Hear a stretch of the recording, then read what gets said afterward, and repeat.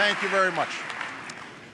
Madam Speaker, Mr. Vice President, members of Congress, the First Lady of the United States, she's around here somewhere.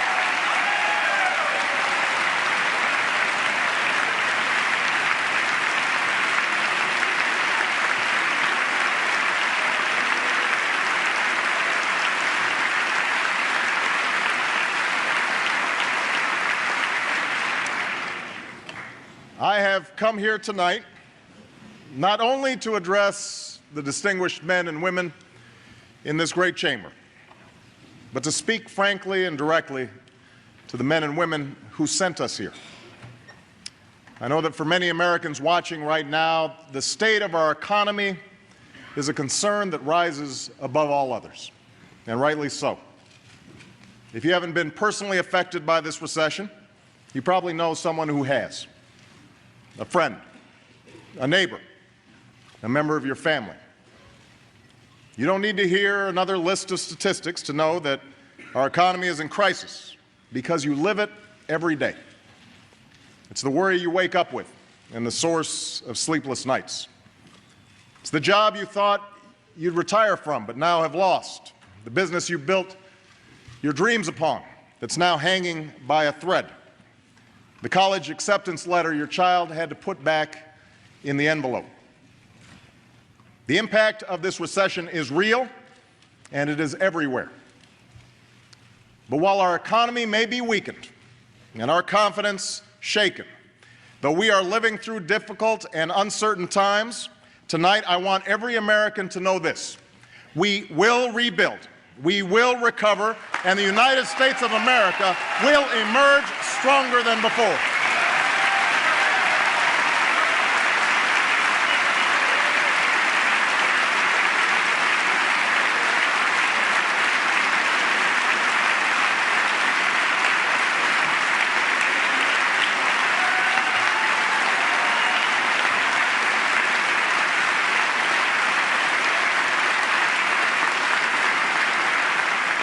The weight of this crisis will not determine the destiny of this nation.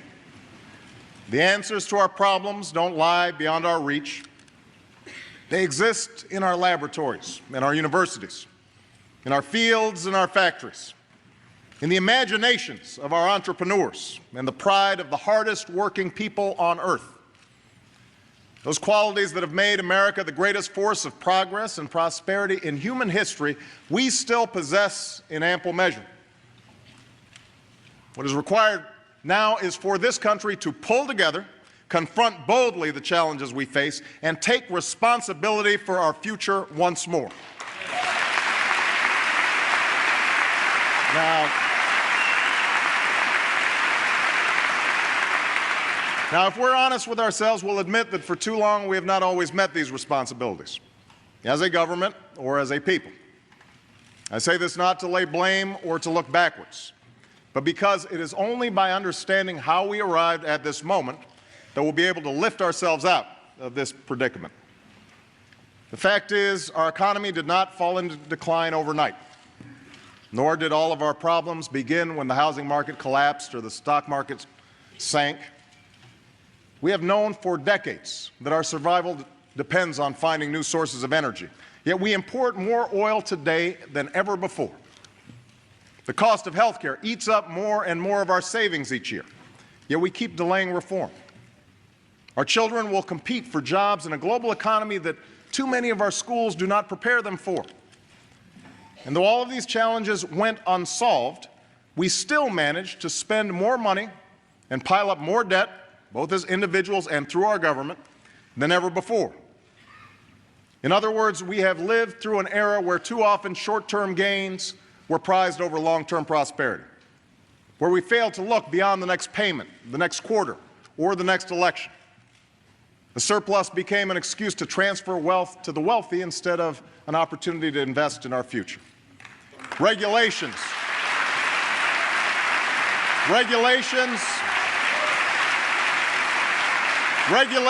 were gutted for the sake of a quick profit at the expense of a healthy market. People bought homes they knew they couldn't afford from banks and lenders who pushed those bad loans anyway. And all the while, critical debates and difficult decisions were put off for some other time on some other day. Well, that day of reckoning has arrived, and the time to take charge of our future is here. Now is the time to act boldly and wisely, to not only revive this economy, but to build a new foundation for lasting prosperity. Now is the time to jumpstart job creation, restart lending, and invest in areas like energy, healthcare, and education that will grow our economy even as we make hard choices to bring our deficit down. That is what my economic agenda is designed to do, and that is what I'd like to talk to you about tonight. It's an agenda that begins with jobs. As soon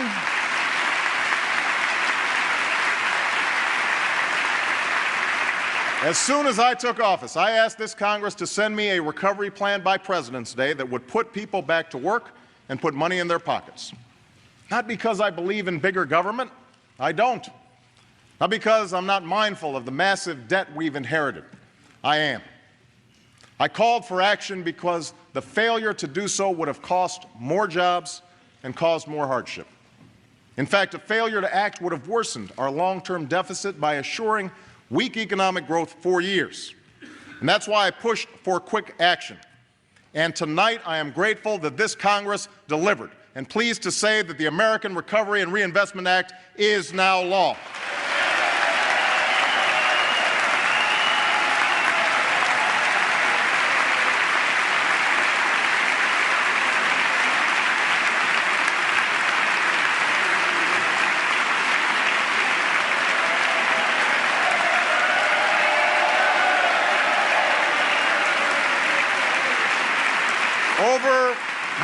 Over the next 2 years, this plan will save or create 3.5 million jobs. More than 90% of these jobs will be in the private sector. Jobs rebuilding our roads and bridges, constructing wind turbines and solar panels, laying broadband, and expanding mass transit. Because of this plan, there are teachers who can now keep their jobs and educate our kids. Healthcare professionals can continue caring for our sick. There are 57 police officers who are still on the streets of Minneapolis tonight because this plan prevented the layoffs their department was about to make.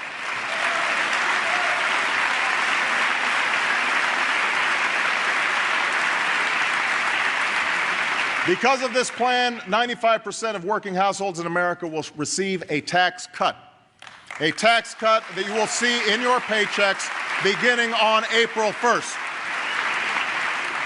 Because of this plan, families who are struggling to pay tuition costs will receive a $2,500 tax credit for all 4 years of college. And Americans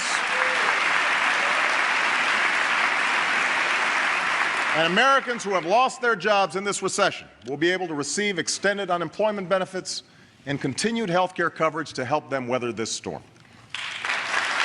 Now, I know there are some in this chamber and watching at home who are skeptical of whether this plan will work. And I understand that skepticism. Here in Washington, we've all seen how quickly good intentions can turn into broken promises and wasteful spending. And with a plan of this scale comes enormous responsibility to get it right.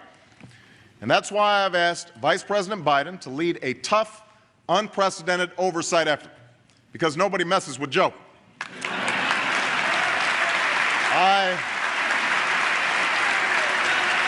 Isn't that right?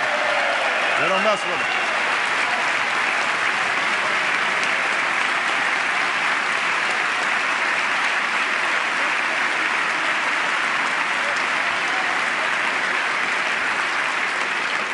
I have told each of my cabinet, as well as mayors and governors across the country, that they will be held accountable by me and the American people for every dollar they spend. I've appointed a proven and aggressive Inspector General to ferret out any and all cases of waste and fraud. And we have created a new website called recovery.gov so that every American can find out how and where their money is being spent. So the recovery plan we passed is the first step in getting our economy back on track. But it is just the first step.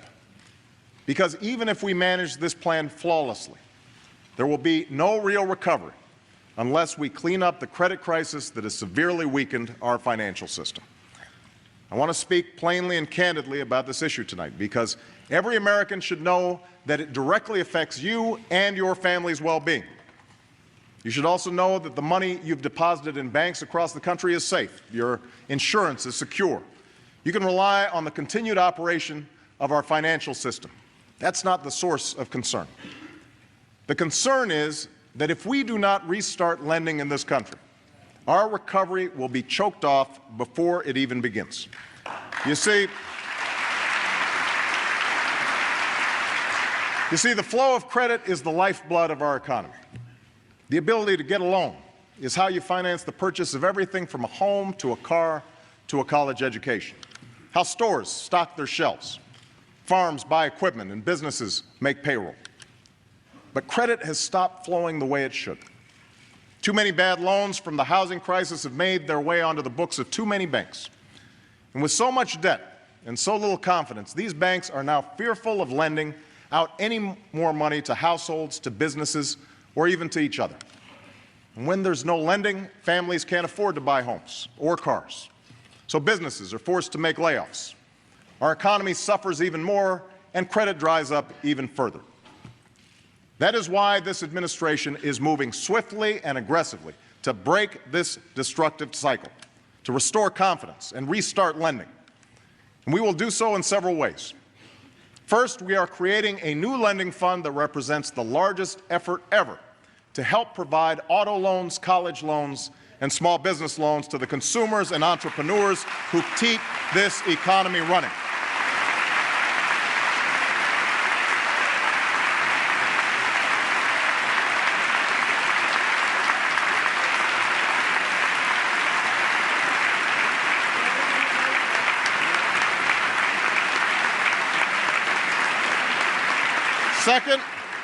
Second, we have launched a housing plan that will help responsible families facing the threat of foreclosure lower their monthly payments and refinance their mortgages.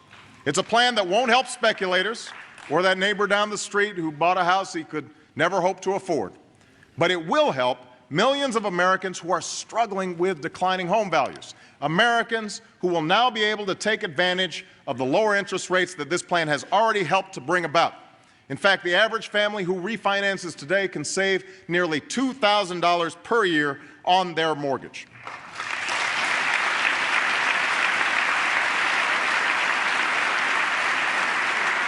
Third, we will act with the full force of the federal government to ensure that the major banks that Americans depend on have enough confidence and enough money to lend even in more difficult times.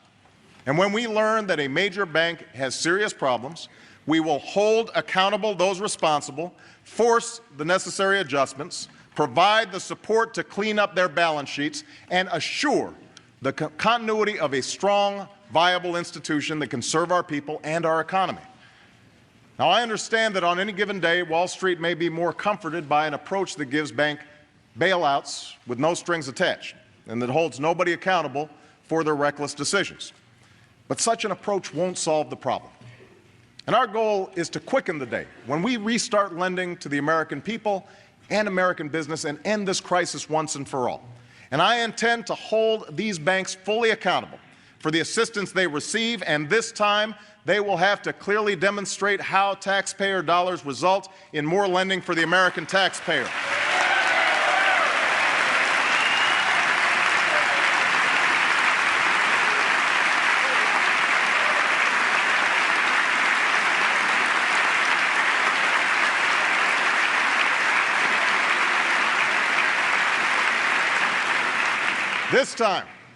This time, CEOs won't be able to use taxpayer money to pad their paychecks or buy fancy drapes or disappear on a private jet. Those days are over.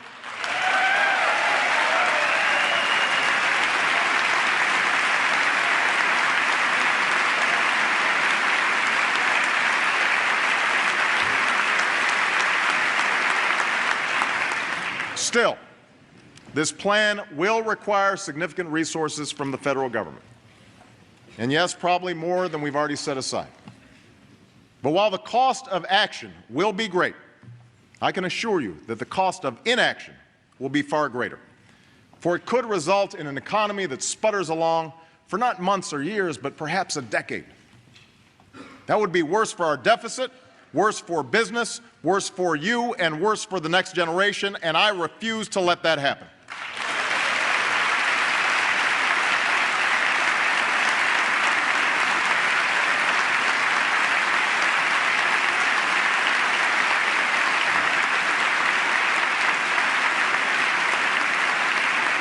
Now, I understand that when the last administration asked this Congress to provide assistance for struggling banks, Democrats and Republicans alike were infuriated by the mismanagement and the results that followed.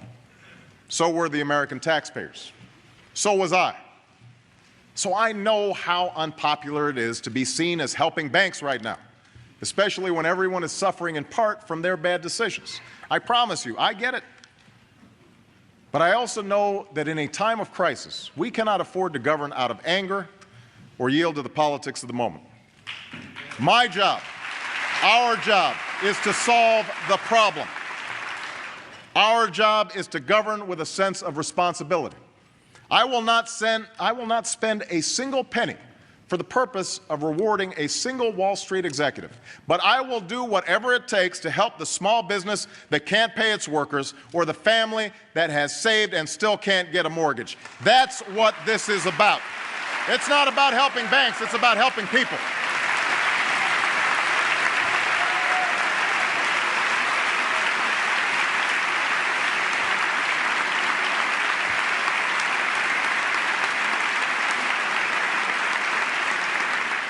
It's not about helping banks. It's about helping people, because when credit is available again, that young family can finally buy a new home. And then some company will hire workers to build it. And then those workers will have money to spend. And if they can get a loan too, maybe they'll finally buy that car or open their own business. Investors will return to the market. And American families will see their retirement secured once more. Slowly but surely, confidence will return, and our economy will recover.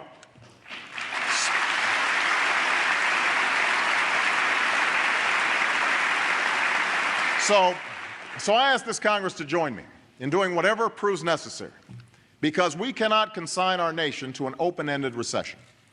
And to ensure that a crisis of this magnitude never happens again, I ask Congress to move quickly on legislation that will finally reform our outdated regulatory system.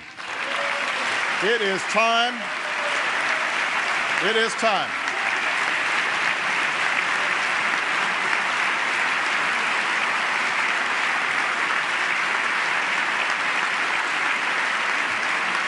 It is time to put in place tough, new common sense rules of the road so that our financial market rewards drive and innovation and punishes shortcuts and abuse. The recovery plan and the financial stability plan are the immediate steps we're taking to revive our economy in the short term. But the only way to fully restore America's economic strength is to make the long-term investments that will lead to new jobs, new industries, and a renewed ability to compete with the rest of the world. The only way this century will be another American century is if we confront at last the price of our dependence on oil and the high cost of health care, the schools that aren't preparing our children, and the mountain of debt they stand to inherit. That is our responsibility. In the next few days, I will submit a budget to Congress. So often we've come to view these documents as simply numbers on a page or a laundry list of programs. I see this document differently. I see it as a vision for America, as a blueprint for our future. My budget does not attempt to solve every problem or address every issue. It reflects the stark reality of what we've inherited: a $1 trillion deficit, a financial crisis, and a costly recession. Given these realities, everyone in this chamber, Democrats and Republicans, will have to sacrifice some worthy priorities for which there are no dollars, and that includes me.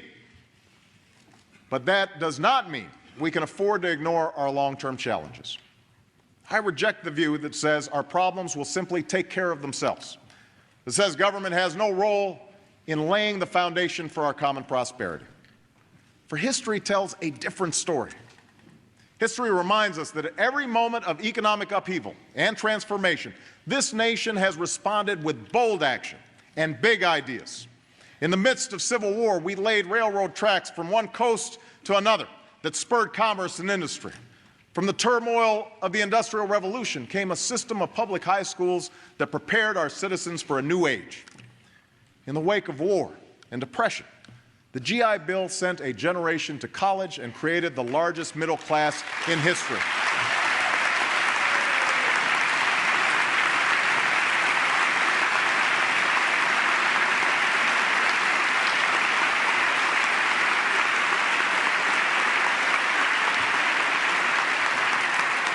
And a twilight struggle for freedom led to a nation of highways, an American on the moon, and an explosion of technology that still shapes our world. In each case, government didn't supplant private enterprise. It catalyzed private enterprise. It created the conditions for thousands of entrepreneurs and new businesses to adapt and to thrive. We are a nation that has seen promise amid peril and claimed opportunity from ordeal. Now we must be that nation again. And that is why, even as it cuts back on programs we don't need, the budget I submit will invest in the three areas that are absolutely critical to our economic future: energy, health care, and education.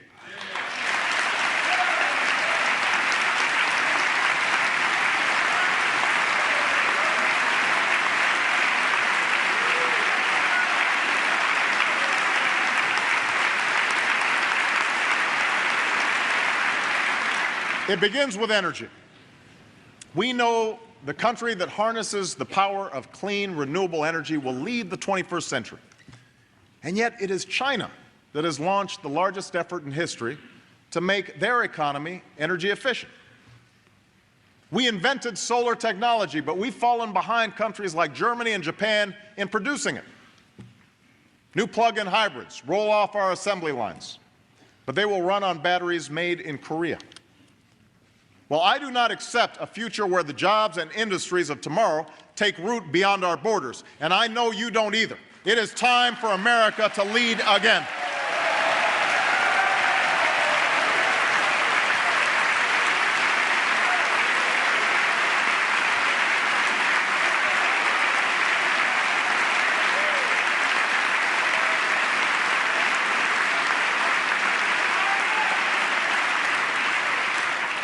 Thanks to our recovery plan, we will double this nation's supply of renewable energy in the next 3 years.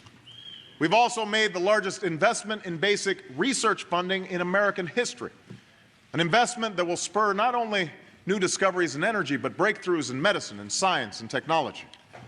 We will soon lay down thousands of miles of power lines that can carry new energy to cities and towns across this country. And we will put Americans to work, making our homes and buildings more efficient, so that we can save billions of dollars on our energy bills. But to truly transform our economy, to protect our security and save our planet from the ravages of climate change, we need to ultimately make clean, renewable energy the profitable kind of energy. So I ask this Congress to send me legislation that places a market-based cap on carbon pollution and drives the production of more renewable energy in America. That's what we need.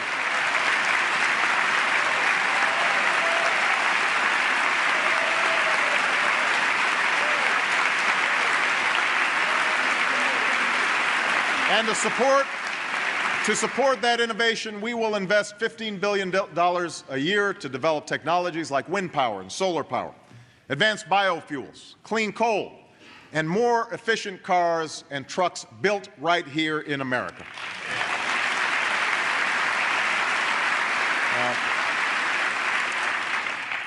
Speaking of our auto industry, everyone recognizes that years of bad decision-making and a global recession have pushed our automakers to the brink. We should not and will not protect them from their own bad practices. But we are committed to the goal of a retooled, reimagined auto industry that can compete and win. Millions of jobs depend on it, scores of communities depend on it, and I believe the nation that invented the automobile cannot walk away from it.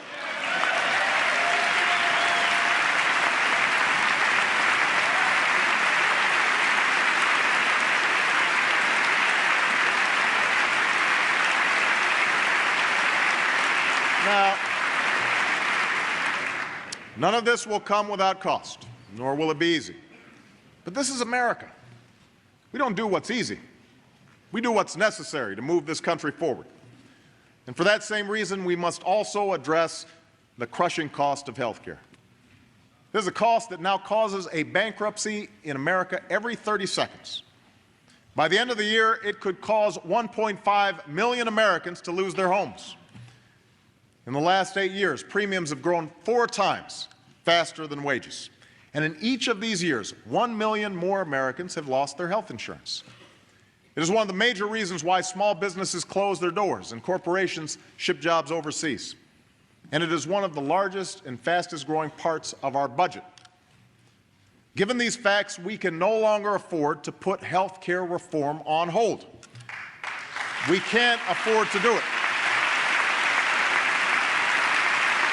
It's time.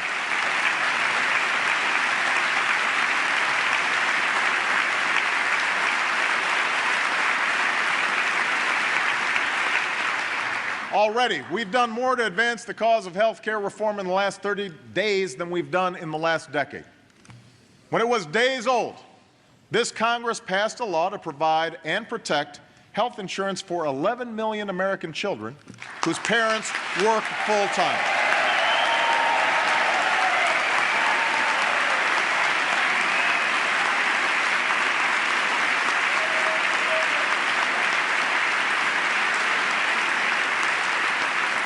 Our recovery plan will invest in electronic health records and new technology that will reduce errors, bring down costs, ensure privacy, and save lives.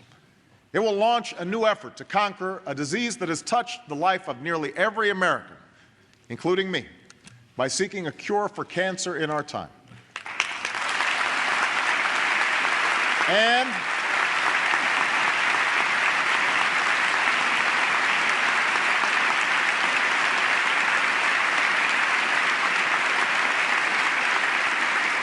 And it makes the largest investment ever in preventive care, because that's one of the best ways to keep our people healthy and our costs under control.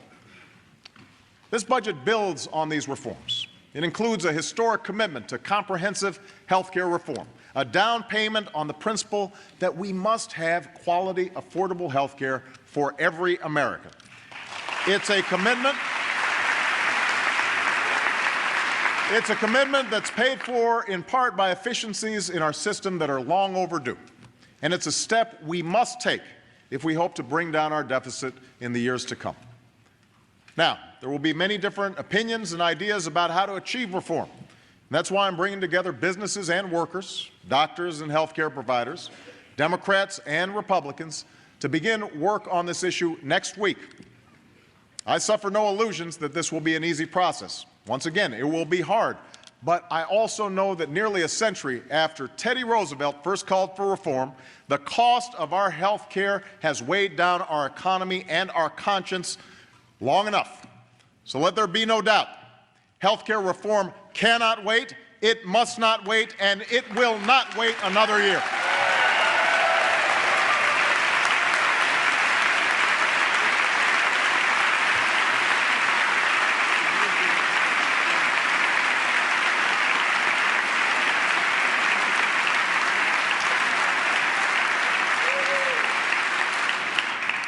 The third challenge we must address is the urgent need to expand the promise of education in America.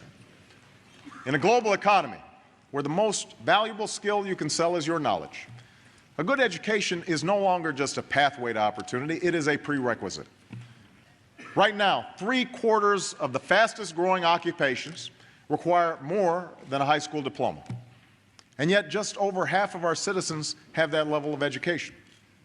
We have one of the highest high school dropout rates of any industrialized nation, and half of the students who begin college never finish.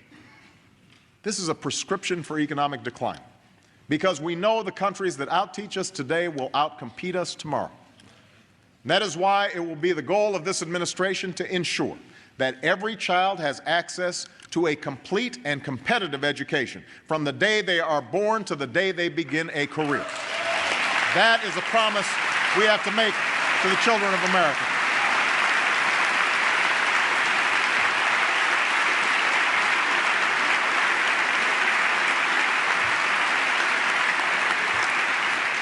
Already we've made historic investment in education through the Economic Recovery Plan. We've dramatically expanded early childhood education and will continue to improve its quality because we know that the most formative learning comes in those first years of life. We've made college affordable for nearly 7 million more students. 7 million. And we have provided the resources necessary to prevent painful cuts and teacher layoffs that would set back our children's progress. But we know that our schools don't just need more resources, they need more reform. And that is why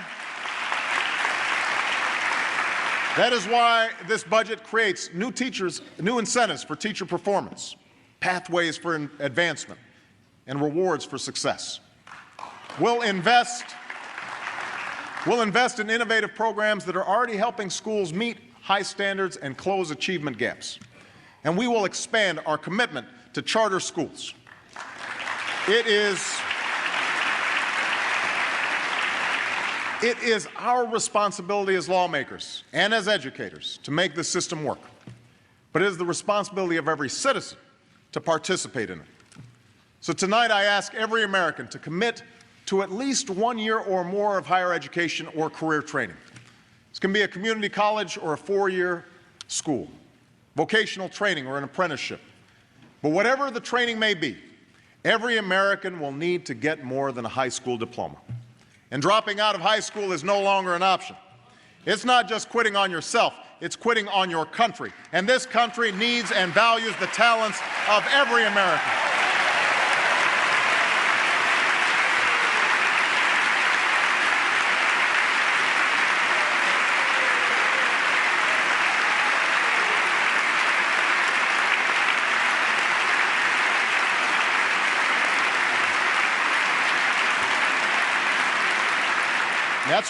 That's why we will provide the support necessary for all young Americans to complete college and meet a new goal. By 2020, America will once again have the highest proportion of college graduates in the world. That is a goal we can meet. That's a goal we can meet.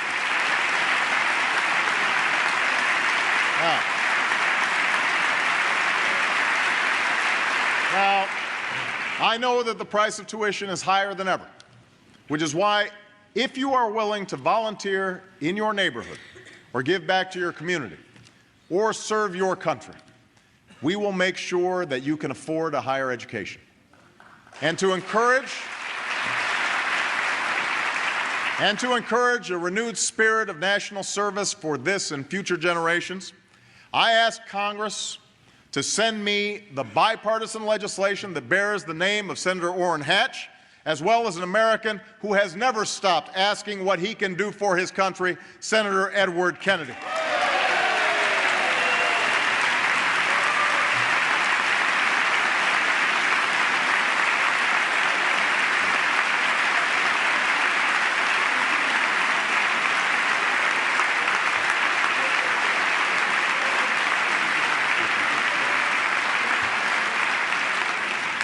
These education policies will open the doors of opportunity for our children. But it is up to us to ensure they walk through them.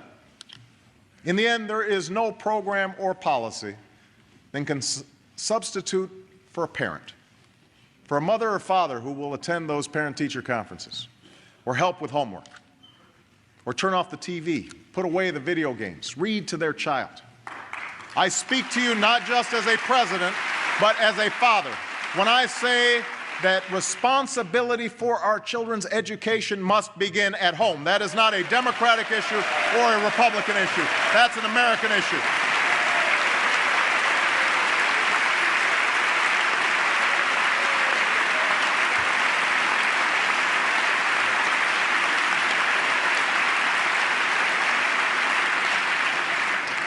There is, of course, another responsibility we have to our children. And that's the responsibility to ensure that we do not pass on to them a debt they cannot pay. That is critical.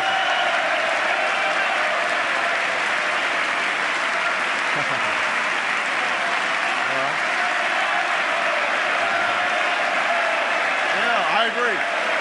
Absolutely. See, I know we can get some consensus in here. With the deficit we inherited, the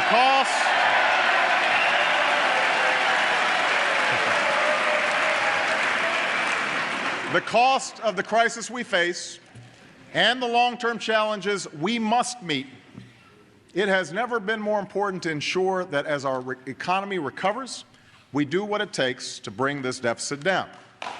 That is critical.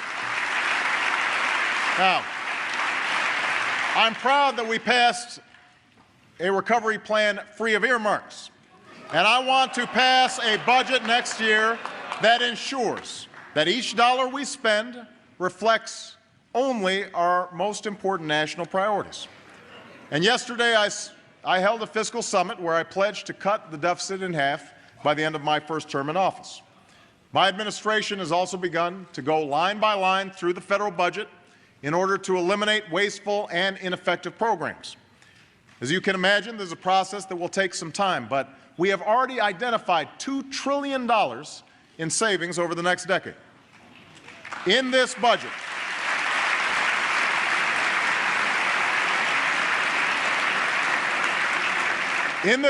we will end education programs that don't work and end direct payments to large agribusiness that don't need them. We'll eliminate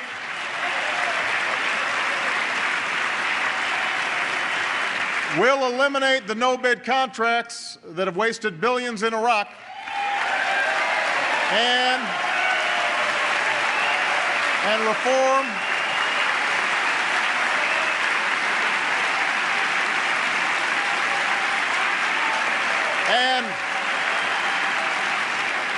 reform our defense budget so that we're not paying for Cold War era weapon systems we don't use.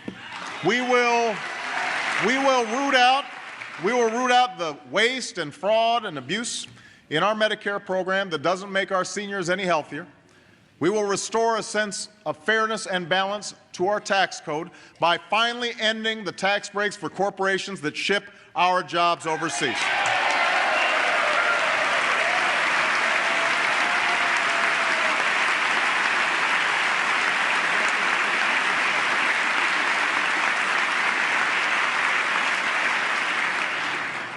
In order to save our children from a future of debt, we will also end the tax breaks for the wealthiest 2% of Americans. Now, let me be clear. Let me be absolutely clear, because I know you'll end up hearing some of the same claims that rolling back these tax breaks means a massive tax increase on the American people.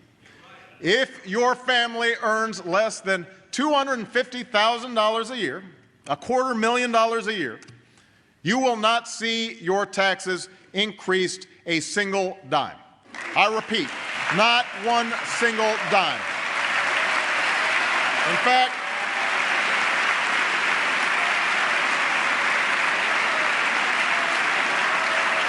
not a dime.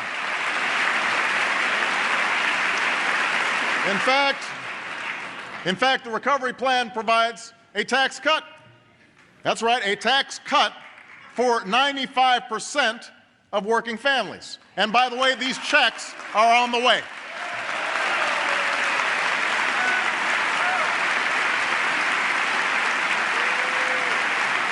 Now,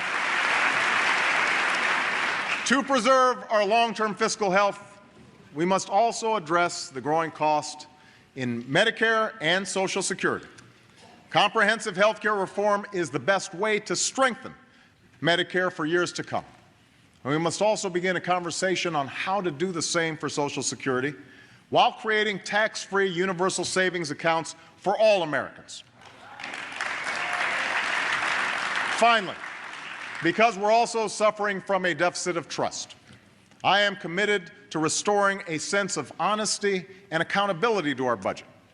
That is why this budget looks ahead 10 years and accounts for spending that was left out under the old rules. And for the first time, that includes the full cost of fighting in Iraq and Afghanistan. For 7 years, we've been a nation at war. No longer will we hide its price.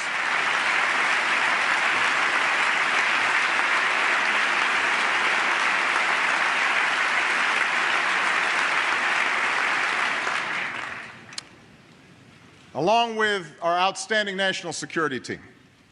I am now carefully reviewing our policies in both wars, and I will soon announce a way forward in Iraq that leaves Iraq to its people and responsibly ends this war.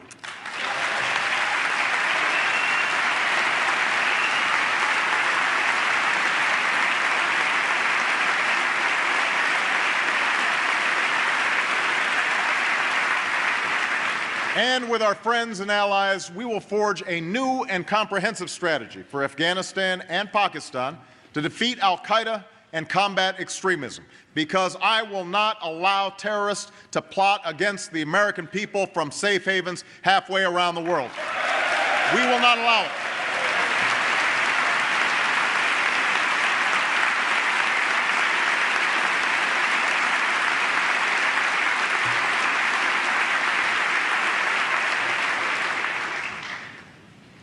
As we meet here tonight, our men and women in uniform stand watch abroad, and more are readying to deploy. To each and every one of them, and to the families who bear the quiet burden of their absence, Americans are united in sending one message: we honor your service. We are inspired by your sacrifice, and you have our unyielding support.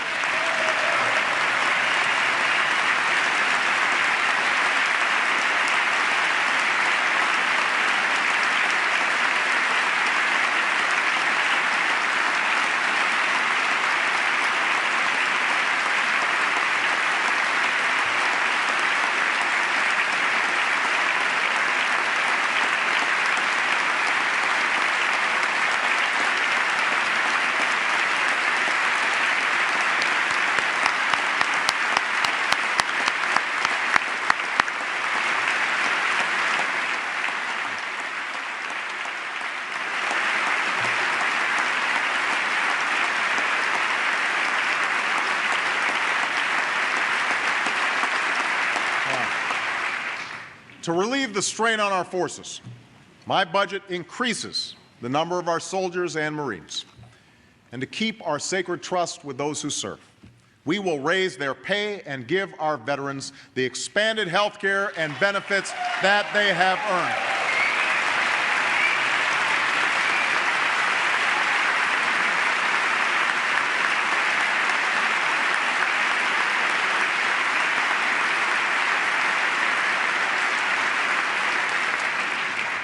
To overcome extremism, we must also be vigilant in upholding the values our troops defend, because there is no force in the world more powerful than the example of America.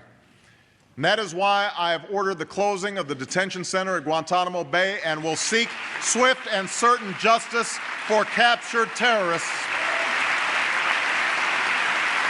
Because living our values doesn't make us weaker, it makes us safer, and it makes us stronger. And that is why I can stand here tonight and say without exception or equivocation that the United States of America does not torture. We can make that commitment here tonight.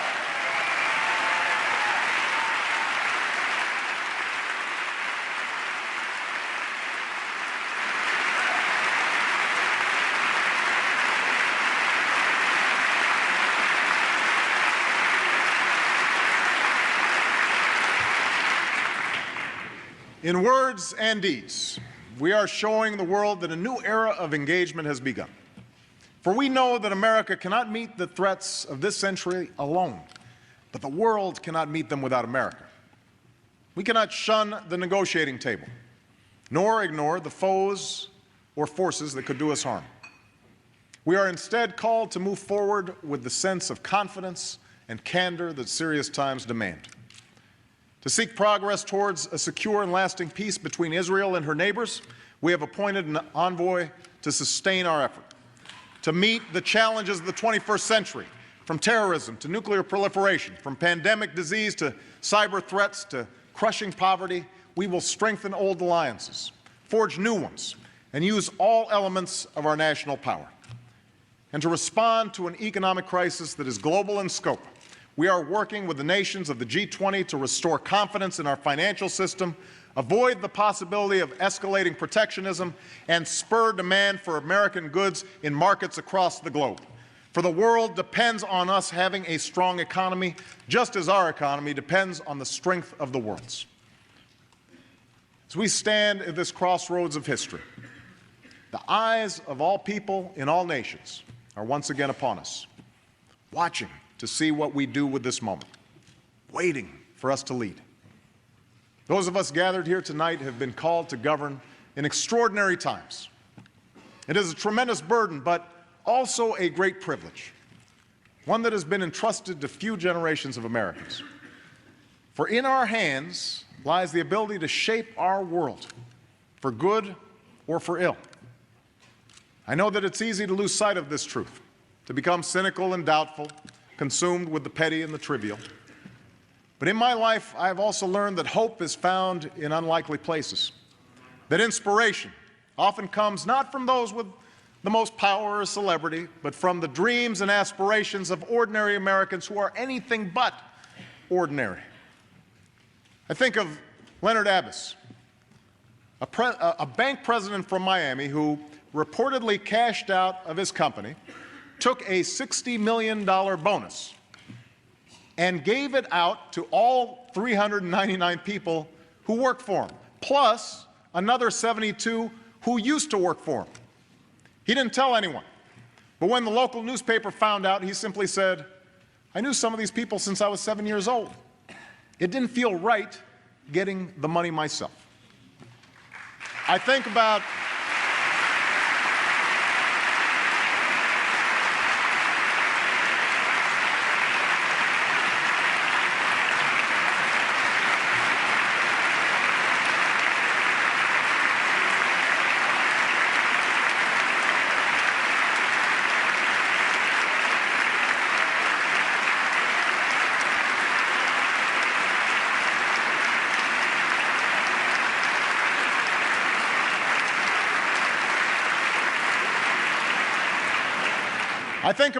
I think about Greensburg, Kansas, a town that was completely destroyed by a tornado, but is being rebuilt by its residents as a global example of how clean energy can power an entire community, how it can bring jobs and businesses to a place where piles of bricks and rubble once lay. The tragedy was terrible, said one of the men who helped them rebuild, but the folks here know that it also provided an incredible opportunity. I think about Tashea Bethea, the young girl from that school I visited in Dillon, South Carolina, the place where the ceilings leak, the paint peels off the walls, and they have to stop teaching 6 times a day because the train barrels by their classroom. She had been told that her school is hopeless. But the other day after class, she went to the public library and typed up a letter to the people sitting in this chamber. She even asked her principal for the money to buy a stamp. The letter asks us for help and says, "We are just students trying to become lawyers, doctors, congressmen like yourself, and one day president, so we can make a change to not just the state of South Carolina, but also the world. We are not quitters." That's what she said. We are not quitters. These words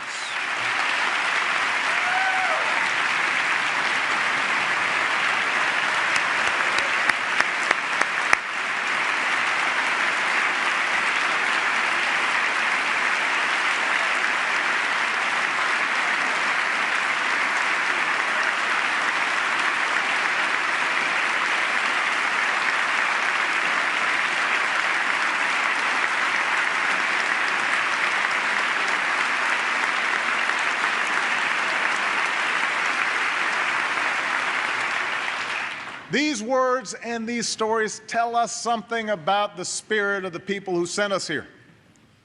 They tell us that even in the most trying times, amid the most difficult circumstances, there is a generosity, a resilience, a decency, and a determination that perseveres, a willingness to take responsibility for our future and for posterity. Their resolve must be our inspiration. Their concerns must be our cause. And we must show them and all our people that we are equal to the task before us. I know, look, I know that we haven't agreed on every issue thus far. There are surely times in the future where we will part ways. But I also know that every American who is sitting here tonight loves this country and wants it to succeed. I know that.